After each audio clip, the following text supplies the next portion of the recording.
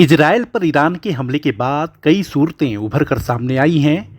बयान, ground report ये बताने के लिए काफ़ी हैं कि लेबनान पर मानवीय संकट गहराने लगा है।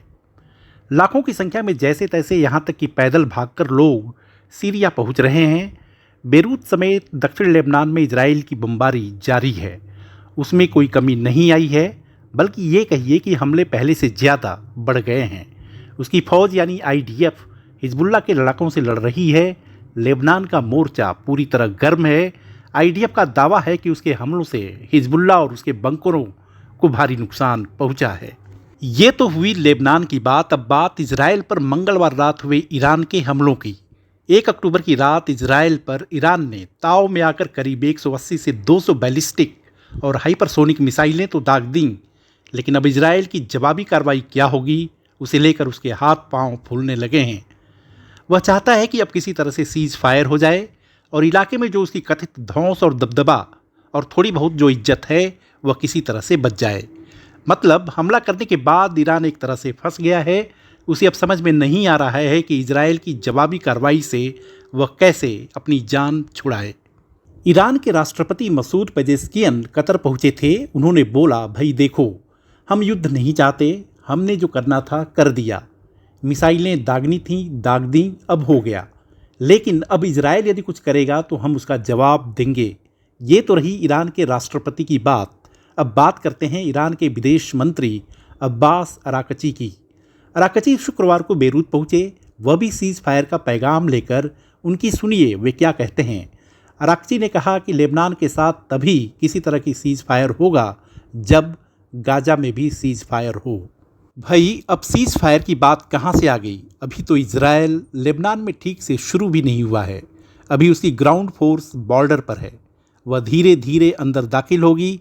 हिजबुल्ला के जितने भी टनल ठिकाने हैं उनको ख़त्म करेगी और उनकी पार्किंग लॉट बनाएगी। अभी इसमें टाइम लगेगा।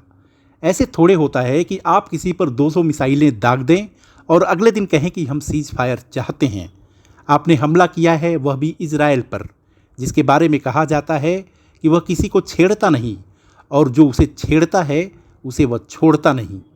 वह युद्ध शुरू नहीं करता लेकिन उसे ख़त्म करता है। अब देखिए 7 अक्टूबर को हमास ने समुद्र, हवा, ज़मीन से धावा बोल दिया। 1200 यहूदियों को मार दिया, 250 को अगवा करके ले गए। फिर हमास के खिलाफ इजरायल ने कार्रवाई शुरू की। फिलिस्तीन के स्वास्थ्य मंत्रालय की माने तो इजरायल के हमलों में अब तक 40,000 लोगों की मौत हो चुकी है। हमास अपने अंतिम सांसें गिन रहा है।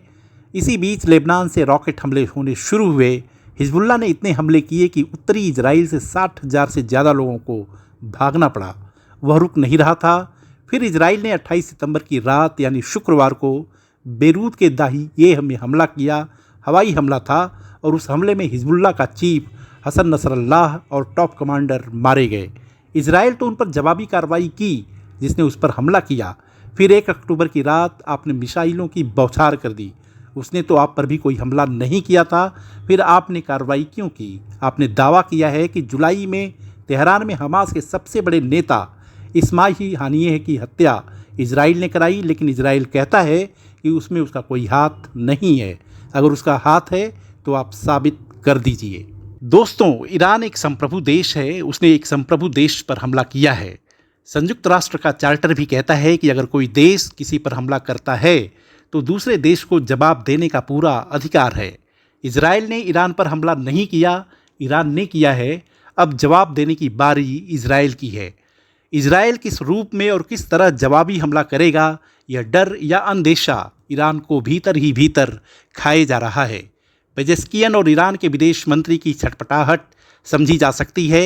ईरान भीतर ही भीतर डरा हुआ है। उसे पता है कि इजराइल का पलटवार बहुत विध्वंसक और भारी होगा। उसने इजराइल पर हमला कर फौरी तौर पर अपने देश और अपने टट्टुओं को ये दिखाने की कोशिश की है कि वह कमज़ोर नहीं है। वह इजराइल पर हमला कर सकता है, लेकिन अब इसके दुष्परिणाम के बारे में सोचकर उसकी हालत खराब हो रही है। दरअसल ईरान के लिए हमास और हिजबुल्ला 2 भुजाओं की तरह काम करते आ रहे थे। हमास और हिजबुल्ला की तरह इसने सीरिया, इराक, यमन और करीब करीब पूरे मिडिल ईस्ट में कट्टरपंथी मिलिटेंट गुटों को पैसा, हथियार और आइडियोलॉजी के जरिए उसने अपने प्रॉक्सी तैयार किए हैं। इनमें सबसे बड़ा हमास और हिजबुल्लाह है। हिजबुल्लाह और हमास का अगर खात्मा हो जाता है तो यह ईरान के लिए बहुत बड़ा झटका होगा। बाकी इराक, सीरिया, मिस्र में छोटे छोटे आतंकी समूह हैं, उनमें वह ताकत नहीं है।